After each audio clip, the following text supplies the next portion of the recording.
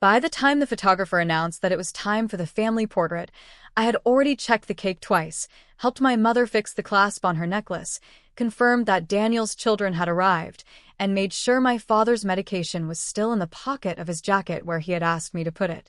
It was my parents' 40th anniversary, and somehow, as usual, I had spent most of the evening making sure everyone else was comfortable enough to enjoy it. I wasn't bothered by that. At least, I hadn't been.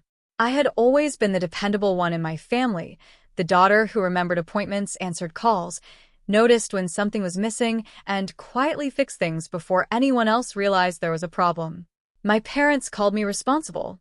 For years, I had taken that word as a compliment. So when the photographer asked everyone to gather for the family portrait, I didn't hesitate. I smiled, set down the glass I was holding, and walked toward my parents. I assumed I belonged there. Why wouldn't I? I was their daughter.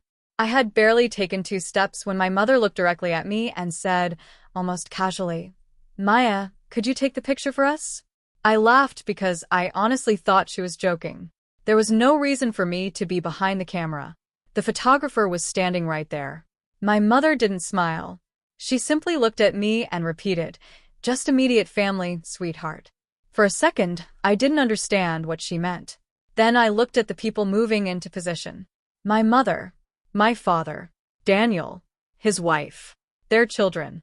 Everyone was finding a place beside everyone else, and suddenly I understood what my mother's words meant. Apparently, I was not part of the immediate family. I stood there with my hands at my sides, trying to decide whether I had heard her correctly. Nobody looked uncomfortable. Daniel didn't say anything. His wife was already fixing the sleeve of one of the children. My father glanced toward me for half a second, then looked away. It was as though this had already been decided, and I was the only person who hadn't received the memo.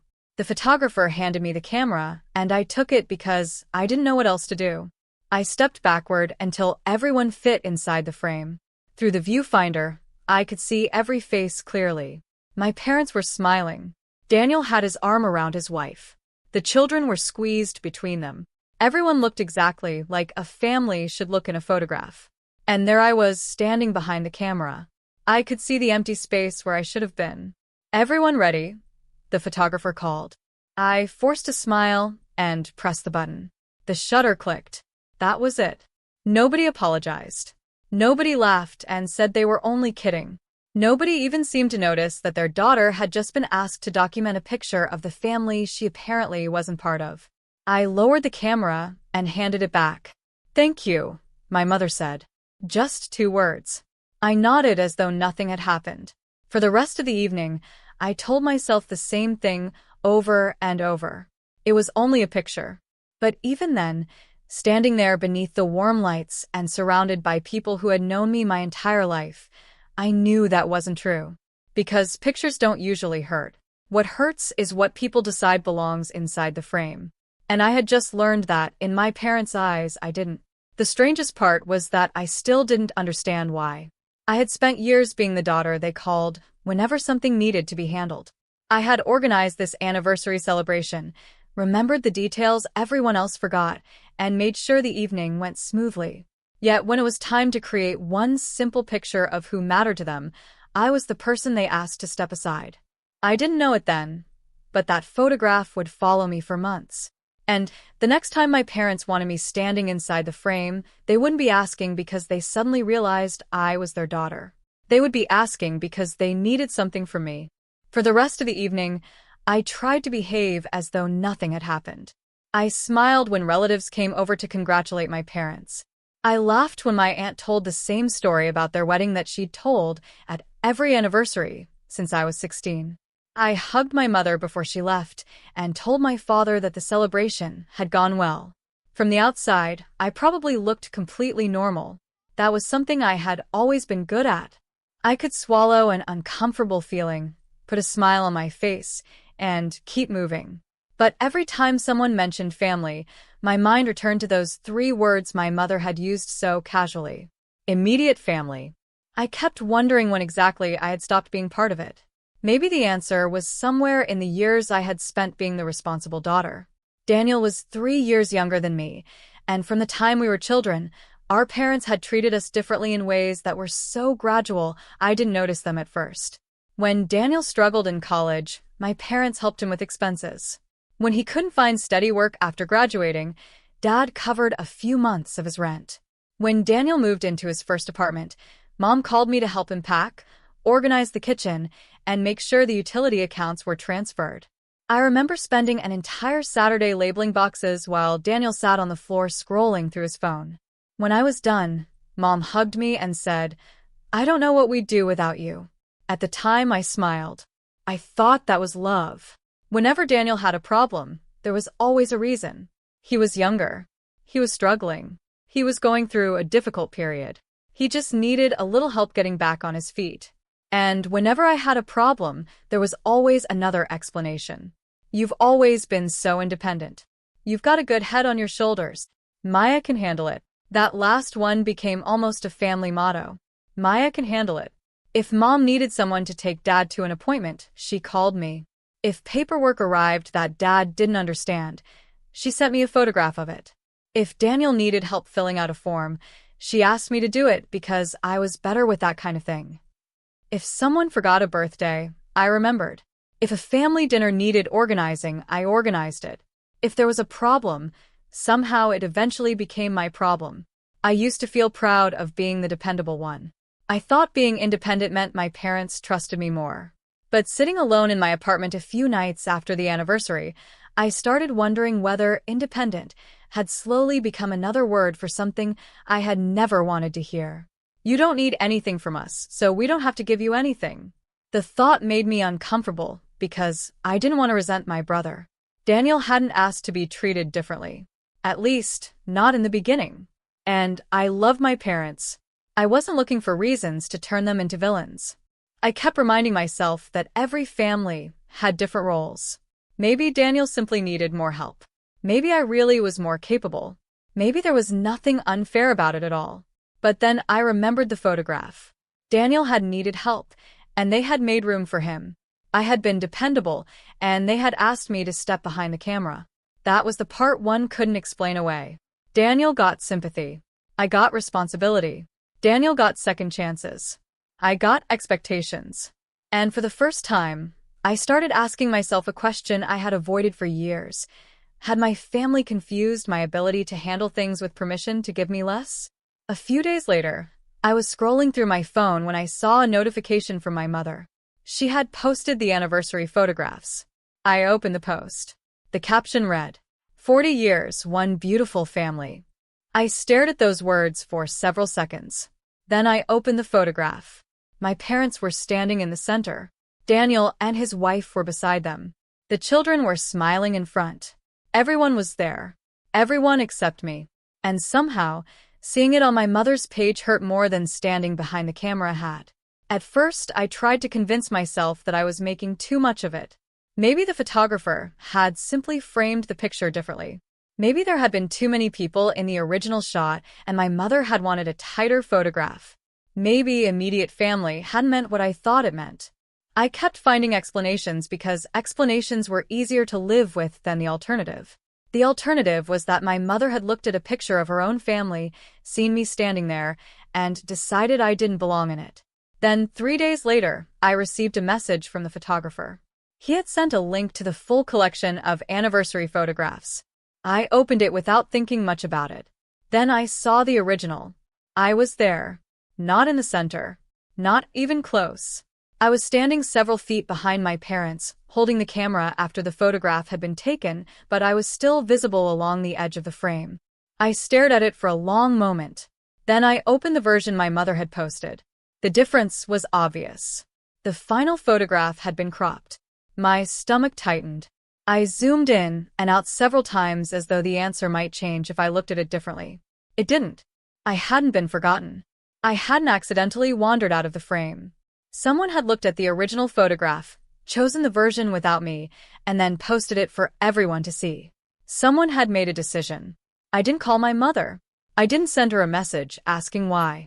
I didn't confront Daniel or tell anyone how humiliated I felt. Instead, I started paying attention. And once I started paying attention, I couldn't stop seeing things I had somehow trained myself not to notice. The next morning, my mother texted me asking if I could pick up a prescription for Dad because she was busy. Normally, I would have said yes before even checking my schedule. This time, I stared at the message for a few seconds and typed, "I can't today." She replied almost immediately, "Are you sure?" I almost smiled at the question. Not because it was funny, because I couldn't remember the last time she had asked me that when I said no. A few days later, Daniel called and asked if I could look over some paperwork for him. It was the kind of thing I had handled dozens of times before. He told me he was confused and needed someone who understood that kind of thing. I said, "You should probably handle it yourself." There was silence on the other end. Then he said, "Okay." His voice sounded strange. Not angry, surprised. That was when I realized how much my family had come to depend on a version of me who never said no. I didn't announce a new boundary. I didn't tell them I was changing. I simply stopped volunteering. When Mom needed someone to coordinate a dinner, I said she should ask Daniel. When Dad needed help with something that wasn't urgent, I told him I couldn't make it that day. When Daniel asked me to check something for him, I directed him to the person he actually needed to contact. Nothing dramatic happened, but the atmosphere changed. Calls became shorter. Messages became more careful. And my mother started asking questions she had never asked before. One evening, she called me and said, "Maya, are you upset with us?" I was sitting on my couch, staring at the photograph on my phone. For a second, I thought about telling her everything. Instead, I said, "I'm just busy." There was another pause. "Okay," she said quietly. But we both knew that wasn't really the answer. I wasn't just busy. I was observing. For the first time in my life, I wasn't rushing to repair the discomfort my family created. I wasn't explaining myself. I wasn't reassuring them that everything was fine. I was letting them sit with the silence they had always expected me to fill. And strangely, the more I stopped doing for them, the more clearly I could see how much they had expected from me. Several weeks passed. Then one evening my phone rang. It was my mother. I almost let it go to voicemail. Instead, I answered. Her voice sounded different. Not annoyed. Not dismissive. Nervous. There was a pause before she finally said, "Maya, we need to talk." And for the first time, I had the feeling that whatever she wanted to talk about had nothing to do with the photograph. It had to do with why they suddenly needed me. For a moment after my mother said, "Maya, we need to talk," I thought she was finally going to mention the photograph. I had imagined that conversation more times than I wanted to admit. In some versions, she apologized immediately. In others, she explained that she hadn't realized how hurtful it would be. Sometimes I imagined her saying she had made a mistake and asking me to forgive her. I knew it was unrealistic, but a small part of me had been waiting for those words anyway. So when she finally spoke, I listened carefully.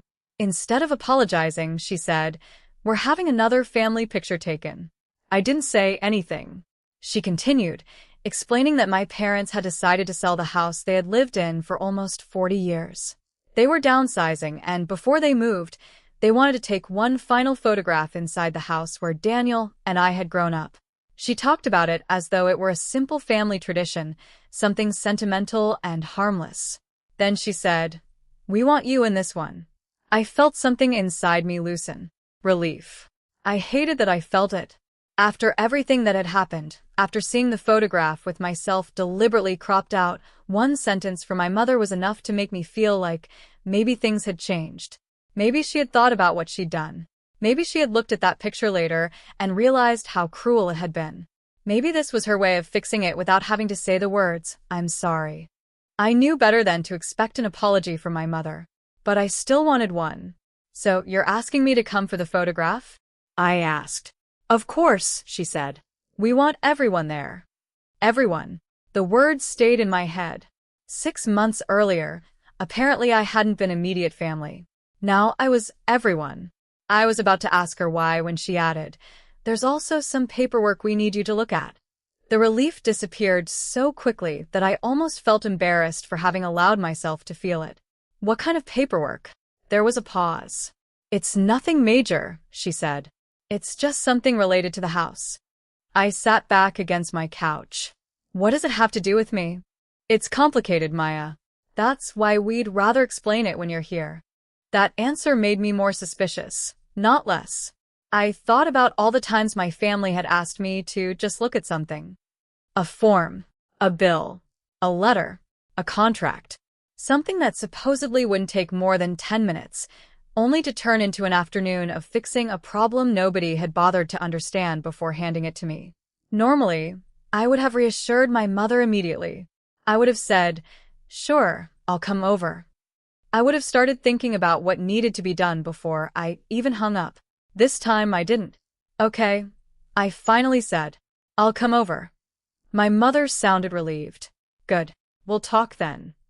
When the call ended, I sat there with my phone in my hand for several seconds. I thought about the first photograph. I thought about how easily I had believed that being invited into the second one meant my parents had changed their minds about me. Maybe they had. Or maybe something else had changed. Because the timing was too perfect. They were selling the house. They needed paperwork. They wanted a family photograph. And suddenly, after weeks of barely speaking to me, my parents needed me back in the room. I didn't know what was in those papers yet. I didn't know why my involvement mattered. And I definitely didn't know why my mother cared so much about having me standing in that second photograph.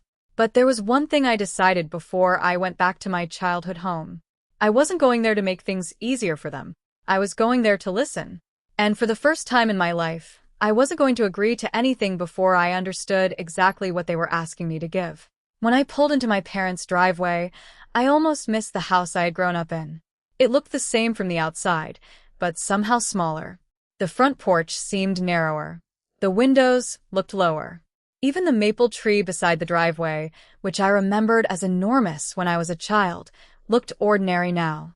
I sat in my car for a moment before getting out, staring at the front door and wondering how many times I had walked through it without ever questioning what it meant to belong there.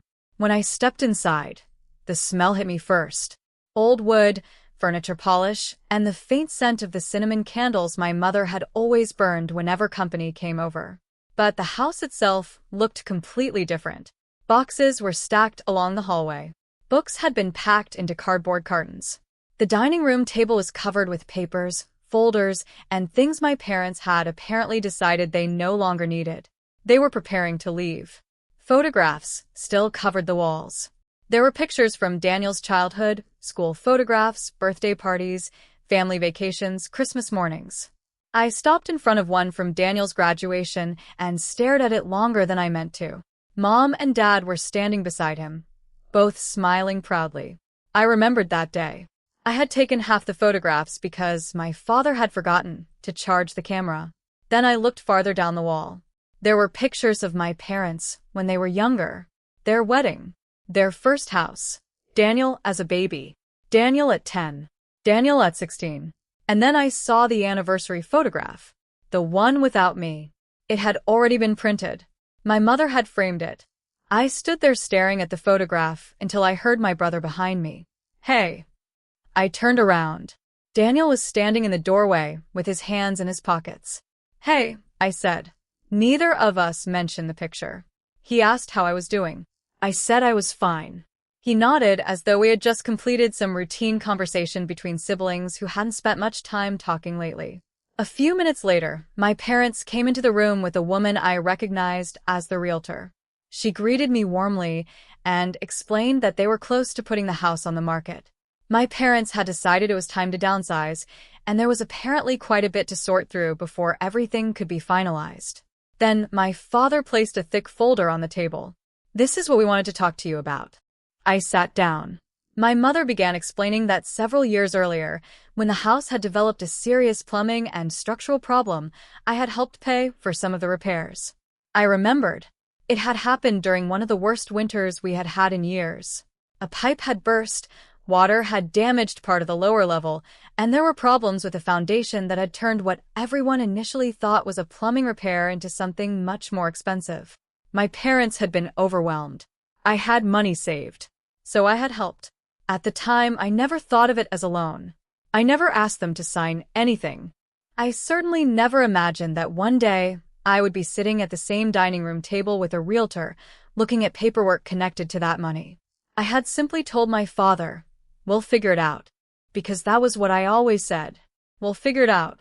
The paperwork from that period was messy. There had been receipts, transfers, contractor invoices, and handwritten notes. Some things had been documented properly. Other things hadn't. Now that the house was being sold, my parents wanted everything connected to those old expenses clarified and formally resolved. I looked through the papers slowly. My mother kept explaining that it was just something they needed to clean up before the sale. But the longer I looked, the more uncomfortable I became.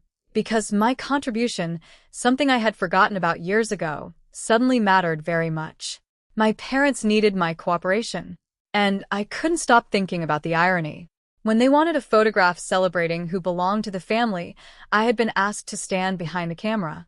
Now that they needed something settled, I was sitting at the center of the table. Essential. I looked up at my mother. She smiled and said, "It would mean a lot to us if everyone could be there for the last picture." Everyone. The word landed differently this time. 6 months ago, everyone had apparently meant everyone except me. Now, everyone included me because they needed me in the room. I looked from the paperwork to the framed photograph on the wall. For the first time, I began to wonder whether the second photograph had ever really been about me at all. Maybe my mother didn't suddenly want her daughter back in the picture. Maybe she wanted the picture to look complete. And maybe there was a difference between being wanted and being useful that I had spent 31 years refusing to see.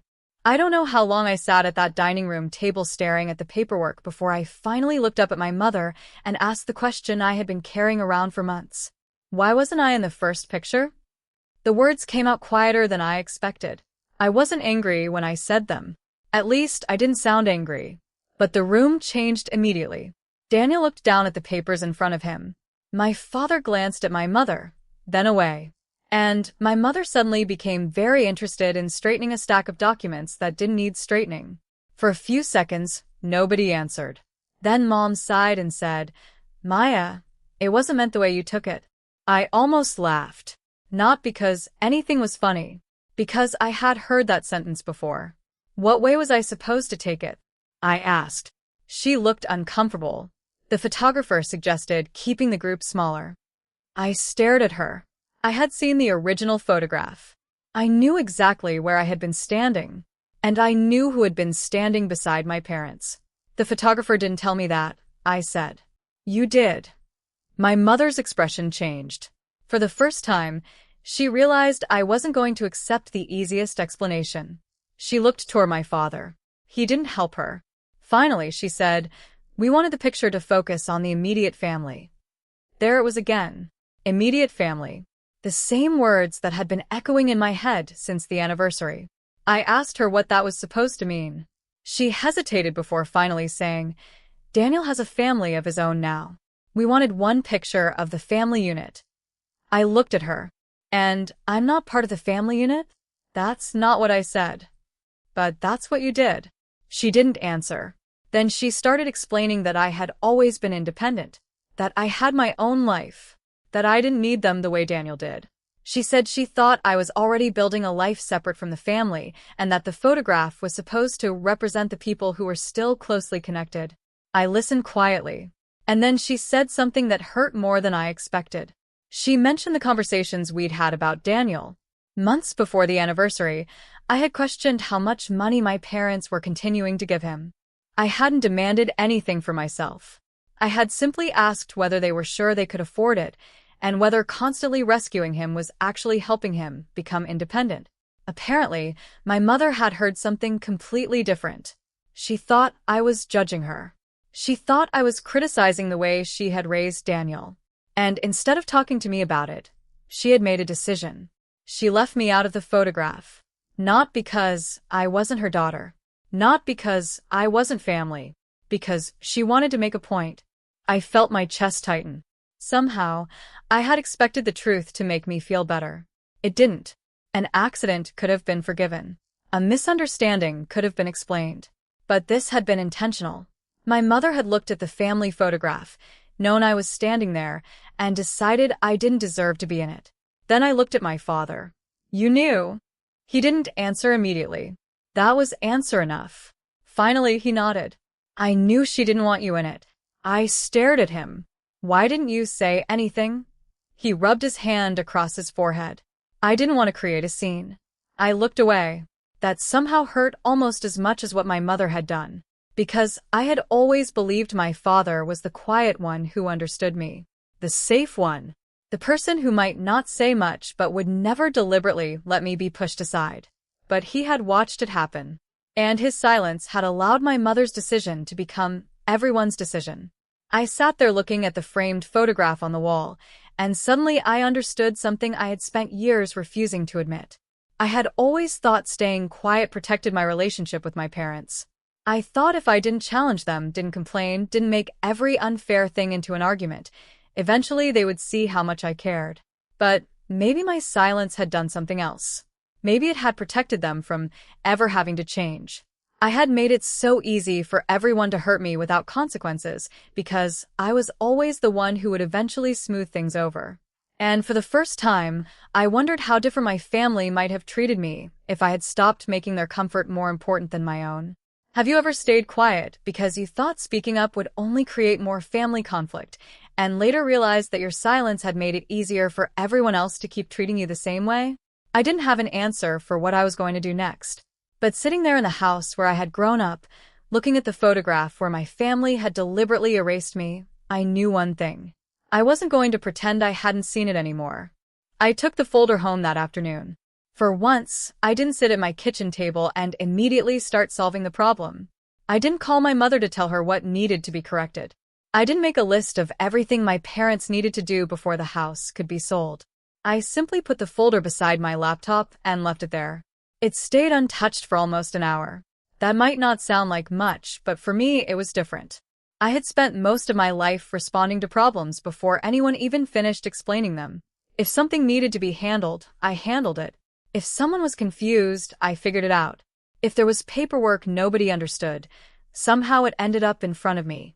This time, I made myself slow down. I read every page. I went through the old receipts, the renovation records, the transfers, and the notes connected to the money I had contributed years earlier.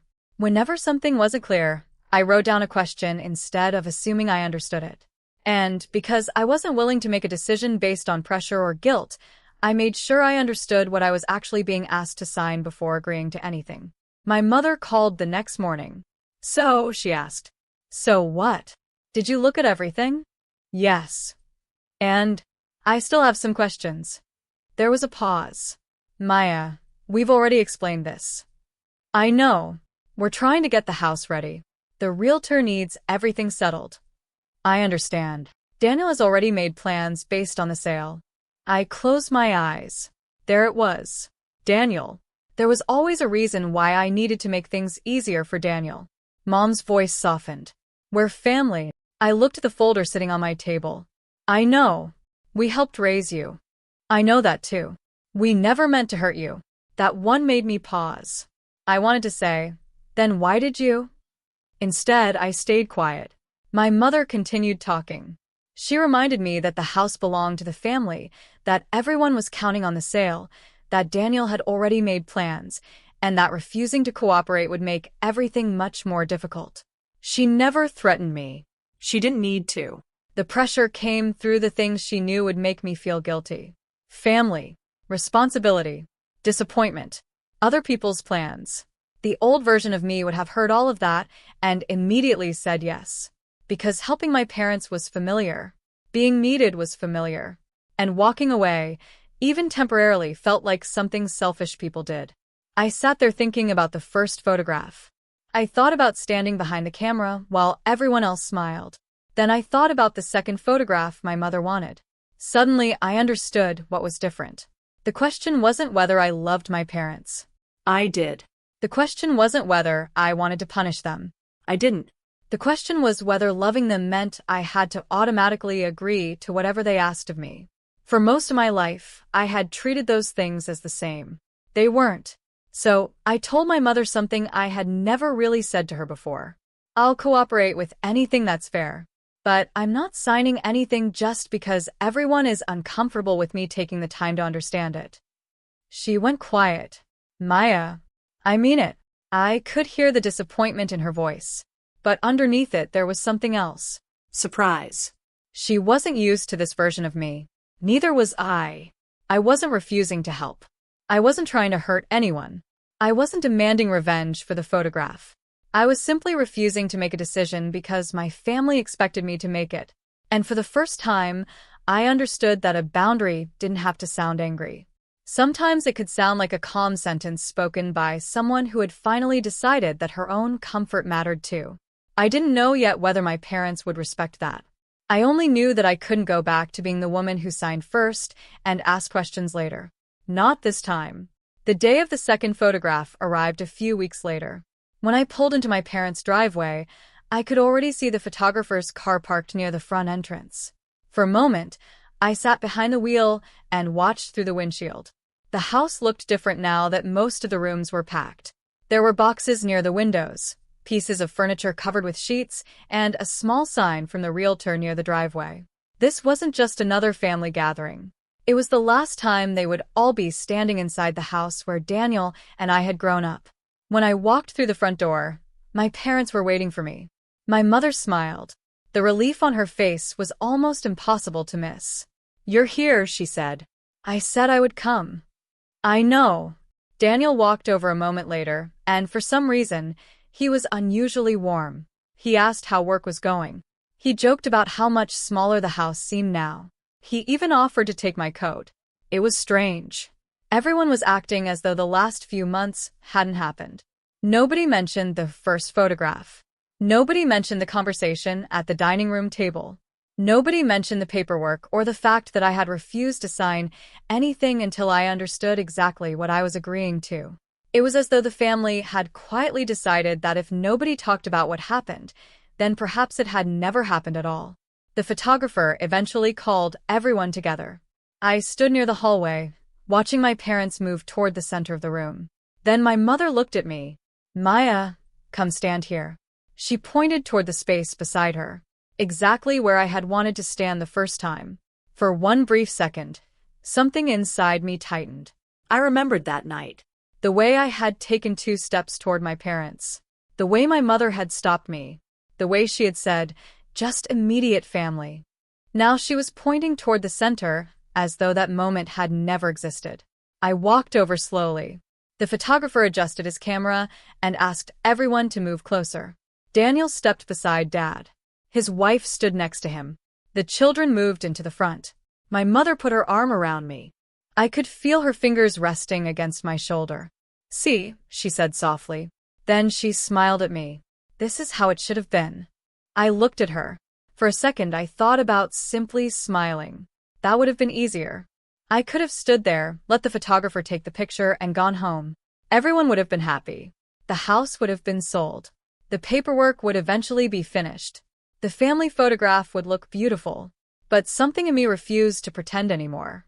I looked at my mother and asked quietly, "Then why wasn't it?" Nobody moved. The photographer lowered his camera. Daniel looked at the floor. My father stared at me. My mother's smile disappeared. The silence that followed felt different from all the silences I had known in that house. This time, I wasn't rushing to fill it. I wasn't apologizing for making everyone uncomfortable. I wasn't telling them that it was fine. I simply stood there and let the question exist. Finally, my mother said, "Maya, this isn't the time." "Maybe it wasn't the time then either," I said. She looked at me. I could see that she wanted to move past it. She wanted the photograph. She wanted everyone smiling. She wanted the house to have one final beautiful memory before it was sold. But I couldn't give her a beautiful memory built on pretending. "The picture wasn't what hurt me," I said. My voice was calm. I could have lived without being in a photograph. My mother didn't respond. "What hurt was that I was family when you needed me to organize everything, help with the house, help Daniel, handle paperwork, and fix problems. But when you wanted a picture of the people you considered family, I was suddenly the person who needed to stand behind the camera." Daniel finally looked up. I continued before anyone could interrupt. "I'm not refusing to help you. I told you that. If there's something fair and legitimate that needs to be handled, I'll handle my part. But I'm not going to stand here and pretend we're closer than we are just because there's a camera pointed at us." Nobody said anything. And for the first time, I didn't need them to. I wasn't asking to be put back into the picture. I was asking them to stop pretending they hadn't taken me out of it. The photographer remained silent, waiting. My mother looked at me for a long moment. Then she lowered her eyes. And suddenly, the photograph wasn't the most important thing in the room anymore. The truth was, for several seconds, nobody spoke. The photographer stood quietly near the window with his camera lowered, waiting to see whether we were going to continue. My mother still had her hand near my shoulder, but she wasn't touching me anymore. Daniel looked uncomfortable, and his wife was staring at the floor. I could feel the old instinct rising inside me, the urge to apologize for making everyone uncomfortable, to tell them I hadn't meant to start an argument, to smile and say we could just take the picture. But I didn't. Then my father spoke. I should have stopped it. His voice was quiet. I looked at him. He wasn't looking at my mother. He was looking at me. The first picture, he said. I should have stopped it. I didn't know what to say. He took a breath. I knew your mother didn't want you in it. I knew you were standing there. And I thought if I said something, it would turn into an argument. I thought it would be easier to just let it happen. I stared at him. For years, I had thought of my father as the person who understood me without needing to say much. He had always been quieter than Mom. When she pushed, he usually softened things. When Daniel needed something, Dad found a way to help. And when I was upset, I had always believed that at least he understood why. Now I realized that sometimes understanding what was happening and choosing not to stop it could hurt almost as much as doing it yourself. You let it happen, I said. He nodded. I did. There was no excuse attached to it. No explanation about why I should understand. Just an admission. My mother finally spoke. I was trying to protect the family. I looked at her. She sounded almost defensive, but there was something different underneath it now. She wasn't trying to convince everyone else anymore. Maybe she was trying to convince herself. I thought about the photograph on the wall. Then I said, "You weren't protecting the family." She waited. "You were protecting the picture of the family." The words stayed between us. My mother looked away. For the first time, she didn't immediately argue. A few seconds later, she said quietly, "Maybe I was." Then she admitted something I never expected to hear. She said she had convinced herself that because I was independent, I didn't need the same consideration Daniel did. She had started treating my ability to manage my own life as permission to expect less from me. She said she hadn't realized how unfair that had become. I listened. I didn't tell her it was okay, because it wasn't. But I also didn't need to punish her for finally admitting it. Daniel spoke next. I guess I never really thought about it. I looked at him. He shrugged slightly. I just got used to you handling things. That sentence was simple. Almost painfully simple. But somehow it explained years of our family dynamic. Nobody had sat down one day and decided Maya would become the person who handled everything. It had happened gradually. Mom asked. Dad stayed quiet. Daniel accepted the help. And I kept saying yes. Until everyone forgot that I could say no. I looked around the room. For years, I had thought the problem was that nobody understood how I felt. Now I realized they had simply never been forced to look at it. The first photograph had made me look at them differently. But this conversation was making them look at me differently too. There were no dramatic apologies. Nobody cried. Nobody suddenly became a different person. My mother simply stood there with tears gathering in her eyes that she refused to let fall. My father looked ashamed. Daniel looked thoughtful. And I stood in the middle of the room, strangely calm. The family had finally said out loud what I had known for years. I had been dependable. They had mistaken that for unlimited. And maybe the hardest part wasn't teaching them to see me differently. Maybe it was learning that I had to see myself differently first. The photographer eventually cleared his throat and asked, "Are we ready?" I looked at my parents, then at Daniel, and for a moment nobody moved. The old version of me would have hurried into position, smiled as wide as possible, and done whatever was necessary to make the moment perfect. But I wasn't that woman anymore. I walked toward my family slowly, without waiting for my mother to tell me where to stand. I didn't rush toward the center, and I didn't try to squeeze myself into the most important spot. I simply chose a place that felt natural to me. Beside my family, but not beneath them. Close enough to belong, without needing to prove that I belonged. The photographer lifted his camera again. This time, I wasn't holding it. "Everyone look here," he said. I looked toward the lens. My mother smiled. My father put an arm around Daniel. For a second, I felt the familiar urge to search their faces for reassurance. I wanted to know whether my mother looked proud to have me there. I wanted to know whether my father was relieved. I wanted some tiny piece of evidence that they finally understood what I had been trying to say. Then I realized I didn't need it. The camera clicked, and just like that, the second photograph existed. This time, I was in it. But strangely, it didn't feel like the victory I once imagined it would be. The first photograph had represented something I desperately wanted from my parents: approval, recognition, proof that I mattered. The second photograph represented something completely different: a permission I had finally given myself. Permission to belong without begging for a place. Later that evening, after I had gone home, my mother sent me the finished photograph. I opened it on my phone and stared at it for a long time. For years, whenever I looked at a family photograph, I would search the faces before looking at myself. I would look for signs that I was loved, that I was wanted, that I had a place there. I thought photographs could tell me whether I mattered. But this time I noticed something different. I wasn't searching anymore. I looked at my own face. I looked at my parents. I looked at Daniel. And for the first time, I didn't need the picture to tell me where I belonged. The first photograph had taught me that my family could erase me from an image. The second taught me something far more important. They could never decide whether I belonged in my own life. I could love them. I could forgive them. I could stand beside them. But I no longer had to disappear from myself just to remain part of their family. And somehow that made the second picture mean more than the first one ever could. I still have the original photograph on my phone. Sometimes I scroll past it without stopping. Other times, I look at it for a few seconds before putting my phone away. I never deleted it, and I don't think I ever will. Not because I want to remember how my parents hurt me, but because that photograph reminds me of the exact moment I stopped pretending I didn't notice what had been happening in my family for years. The first photograph showed my family without me. The second photograph showed my family with me. But somewhere between those two pictures, I realized that neither one actually determined whether I belonged. For so long, I had believed that being included meant being loved. I thought if my parents wanted me in the picture, asked for my help, called me when they needed something, or told me they couldn't manage without me, those things proved that I mattered. I had spent years measuring my place in my family by how much space they were willing to give me. I don't do that anymore. I still love my parents. I still talk to Daniel. I still show up for the things that genuinely matter to me. But I no longer confuse being useful with being valued.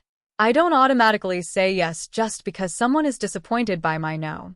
And I don't disappear into the background simply because that's where everyone became comfortable putting me. The first photograph taught me that my family could leave me out of an image. The second taught me that I didn't have to leave myself out of my own life just to remain part of theirs. And maybe that was the picture I had been missing all along. Not the one hanging on my parents' wall. The one I finally had of myself. Have you ever been the person your family left out emotionally, but still expected to show up whenever they needed something? And if they finally made room for you later, would you step back in? Or would you need them to earn that place again?